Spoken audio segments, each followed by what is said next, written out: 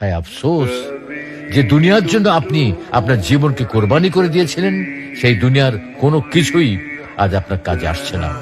আপনাকে আপনার বাড়ির সামনে সুন্দর বাগানের কবর দেওয়া হয়নি, কারণ বাড়ির সামনের দামি জায়গাটায় আপনাকে কবর দিয়ে এই জায়গাটা তারা নষ্ট করতে চায়নি। আপনাকে কবর দেওয়া হয়েছে কোথায়?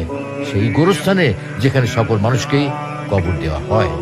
আজকে ওই দরিদ্র ব্যক্তির সাথে আপনার কোনো পার্থক্য নেই। হ্যাঁ রে দুনিয়া, আজকে আপনার বাড়ির সামনের মূল্যবান জায়গাতে আপনাকে কবর দেওয়া হয়নি।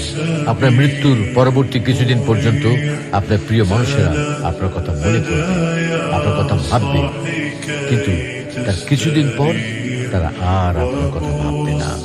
তারা প্রত্যেকেই নিজ নিজ কাজে ব্যস্ত হয়ে যাবে। খুব দ্রুতই আপনি তাদের কাছে হয়ে পড়বেন এক অতীত। আপনি আপনার প্রিয়জনদের জন্য অর্থ উপার্জন করতে গিয়ে আপনার নিজের কথা ভুলে গিয়েছিলেন, আপনি আখিরাতের কথা ভুলে গিয়েছিলেন। কিন্তু ভাই আফসোস, আজকে এই সব কিছুই আপনার কোনো কাজে আসছে না। অতএব প্রিয় বন্ধুগণ, সময় থাকতে সাবধান হন। এখনো সময় আছে। এই দুনিয়ার মোহ ত্যাগ করে নিজের আখিরাতের সম্বল সঞ্চয় করুন।